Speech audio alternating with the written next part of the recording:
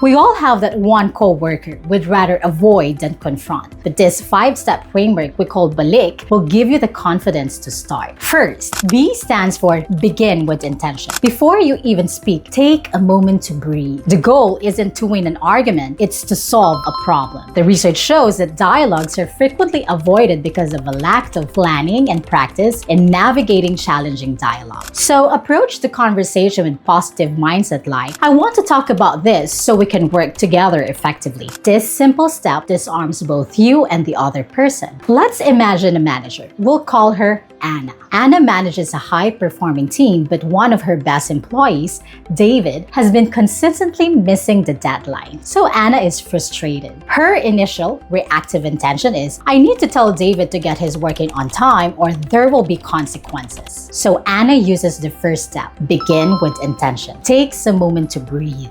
The research shows that dialogues are frequently avoided because of lack of planning and practice. So Anna planned. She asked herself, what is my real goal here? It's not to punish David, it's to solve the problem and keep a valuable team motivated. She reframes her intention to, I want to understand what's causing David's missed deadlines and work with him to find a solution that gets the project back on track and supports him. Can you feel the difference? This simple internal shift changes the entire energy of the conversation from a confrontation to a collaboration. Second, A is for acknowledge and ask. Start with your observation, not your judgment. Instead of saying, you always do this, try, I've noticed this happen. Can you help me understand your side? These opens the door for dialogue rather than creating defensiveness. All people communicate within the context of individuals' perception, motivation, emotions, and intentions. Using this approach demonstrates high emotional intelligence, which has a direct relationship with conflict resolution styles. Now, Anna is ready to talk to David. Instead of leading with an accusation, she uses the next step, acknowledge and ask. So instead of saying, David, you're falling behind, it's a huge problem, which would immediately put David on the defensive, she instead starts with her observation. Instead, she says, hi David, I wanted to check in. I've noticed on the last 2 project cycles that you've submitted your work a few days past the deadline. That's not the typical for you, as your quality is always so high. Can you help me understand what's been happening on your end? She acknowledged his past good work, stated factual observation without judgment, and then asked an open-ended question. She has opened the door for dialogue and not a fight.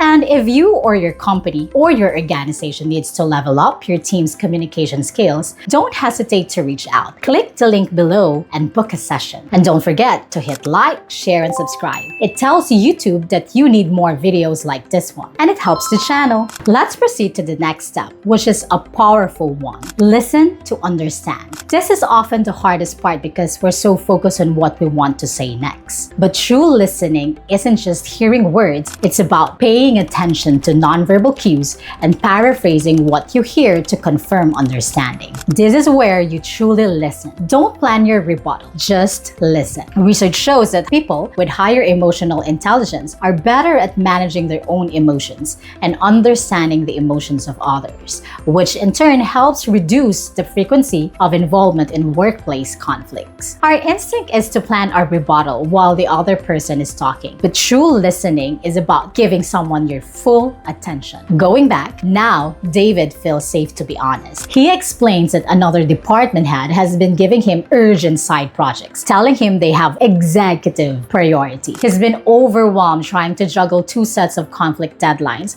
and was afraid to say no. Instead of interrupting, Anna listens. She pays attention to his words and to his stressed body language. When he finishes, she doesn't offer a solution yet. Instead, she first reflects on what she heard. She then say, okay, so what I'm hearing is that you haven't had a workload issue, but a priority issue. You've been getting conflict urgent requests from 2 different managers, and it puts you in an impossible position. That sounds incredibly stressful. Now, David visibly relaxes. He feels heard and not blamed. Remember, listening isn't about agreeing. It's about making the other person feel heard and understood. 4. I is for integrate a solution. Work together on a solution. It's not about imposing a solution. It's about collaborating to find one you can both agree on. The solution-oriented method is the most popular amongst the other conflict resolution styles. The goal here is to transform communication from a source of conflict into a catalyst for positive change. Now that Anna has full picture, they can move to the 4th step, integrate a solution. Now, Anna doesn't just impose her will. Instead, she says, "Thank you for explaining that. This is a system problem and not a you problem. How about we solve this together? I'm going to speak with the other department head to create a shared priority system for these kinds of requests. In the meantime, if you get another urgent request, please bring it to me immediately so we can assess it together before you start the work." How does it sound? Now, they've created a solution that addresses the root cause and empowers David. They working as a team. Finally, K is for know your next step. End the conversation with a clear shared plan. By engaging in this conversation, you can develop an individual management skills and promote professional growth. The act of following through on an agreed plan also leads to a better work engagement. Every successful, difficult conversation ends with know your next step. A conversation without a clear action plan is just a nice chat. Now, Anna concludes by saying, "Okay, so the plan is I will set up a meeting with the other manager this week. From now on, you will loop me in on any conflicting requests. Let's connect again next Friday to check in on how this new process is working." With that, they both know exactly what happens next. There is no ambiguity. By engaging this conversation, Anna has developed her management skills and promoted David's professional growth, leading to better work engagement for both of them. Each step is designed to transform a conversation from a dreaded confrontation into a productive, goal-oriented dialogue. This isn't just a theory, it's a practical, actionable plan that you can apply immediately. So remember this, the first step to mastering a difficult conversation is acknowledging its importance.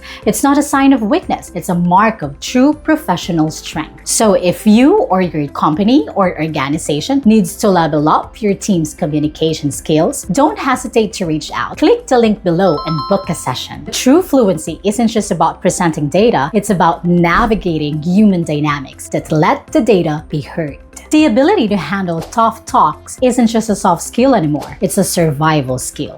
If the conversation we avoid the most are actually our greatest opportunity. As a communication strategist with published research papers on workplace dynamics, I'm not just giving you advice, I'm giving you a data-driven framework that turns conflict into collaboration. This isn't just about big corporations, by the way. This affects every team, every person, every industry. When you can't have a difficult conversation, problems fester, relationships break down, and productivity plummets. So how do we fix this? That's what our framework is for. This structured approach, based on principles of effective communication, is proven to reduce defensiveness and increase collaboration. So if you're ready to master the art of difficult conversation, hit that subscribe button.